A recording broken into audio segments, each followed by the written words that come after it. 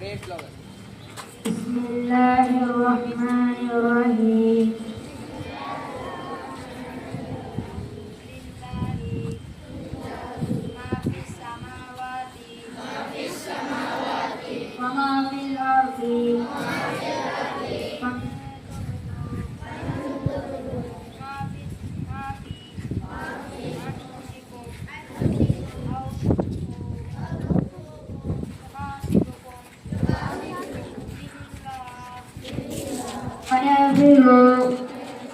لمن يشاء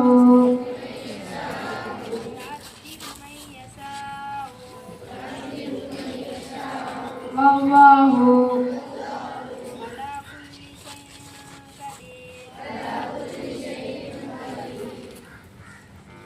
வானங்களிலும் பூமியிலும் யாவும் அல்லாஹ்வுக்கு உரியனவாகும். உங்கள் உள்ளங்களில் நீங்கள் வெளிப்படுத்தினால்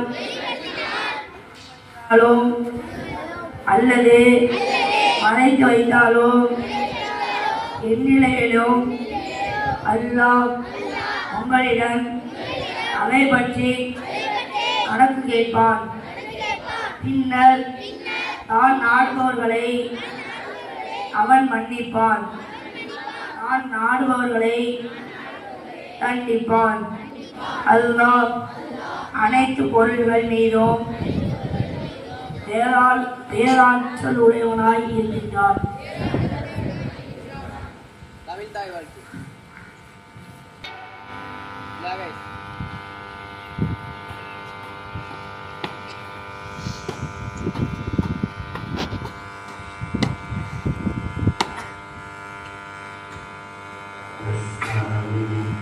يا من هو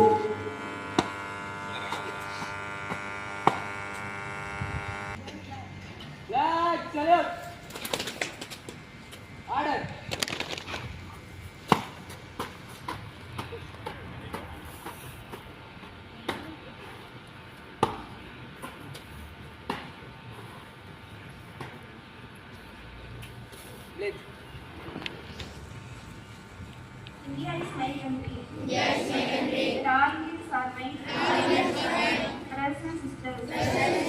Allow me country. And I am proud of it. Rich and very privileged. I shall always try to be worthy of it. I shall give respect to my parents, teachers, and all elders. And treat everyone with courtesy. To my country and my people, I pledge my devotion in their well-being and prosperity alone. Raise my happiness.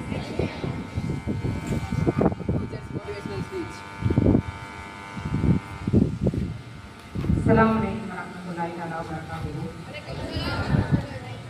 மேடையில நான் பேசுறது கல்வியோட முக்கியத்துவம் என்னங்கிறத இதுல ஒரு சில வார்த்தைகள்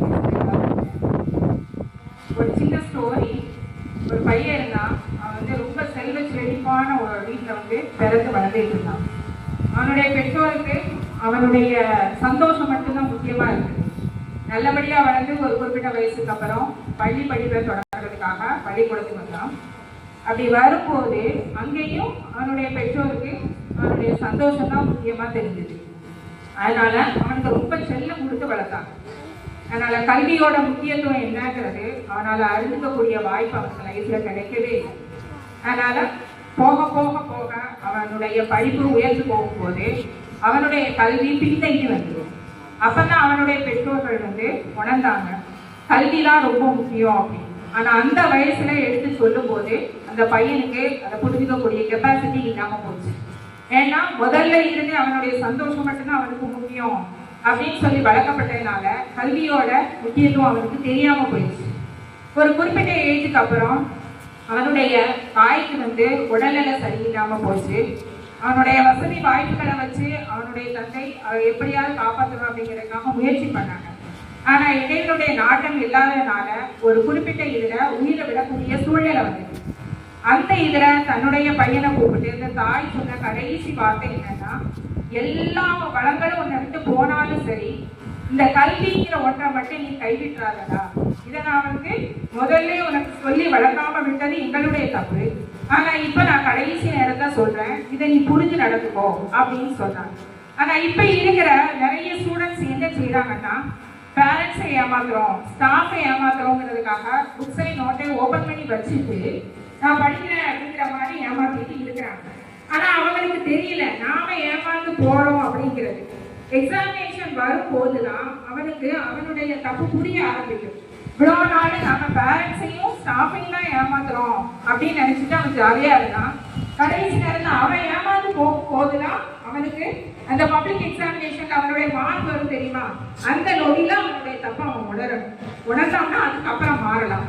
இதை வச்சு ஒரு சின்ன word, சாக்ரடீஸோட student பிளேட்டோட student அரிஸ்டாட்டிலோட student Maaveeran Alexander. Conquer enter the world, இந்த உலகத்தையே ஒரு குடைக்குள்ள கொண்டு வரணும்னு நினைச்சு அதுல வெற்றியும் பெற்றான். அவன் கிட்ட அறிஞர்கள் கேட்கும் போது எப்படி இந்த உலகத்தையும் உன்னால ஆட முடிஞ்சது அப்படின்னு. அதுக்கு அவன் சொன்ன வார்த்தை என்ன தெரியுமா, நான் இந்த உலகத்துக்கு வர்றதுக்கு காரணம் என்னுடைய பெற்றோர், இந்த உலகம் என்கிட்ட வர்றதுக்கு காரணம் என்னுடைய ஆசிரியர் Aristotle. The last bench students is the most powerful brain of the world அப்படிங்கிறது அவருடைய தத்துவமா இருக்குது. கடைசி வரிசையில இருக்கக்கூடிய மாணவனுடைய பிரெயின் தான் இந்த உலகத்தையே ஆடக்கூடிய மிகப்பெரிய பவர்ஃபுல்லான சக்தி அப்படிங்கிறத அலெக்சாண்டர் கருதுனாலதான் இந்த உலகத்தையே அவரால் மிக சிறப்பா ஆள முடியும். அஸ்ஸலாமு அலைக்கும்.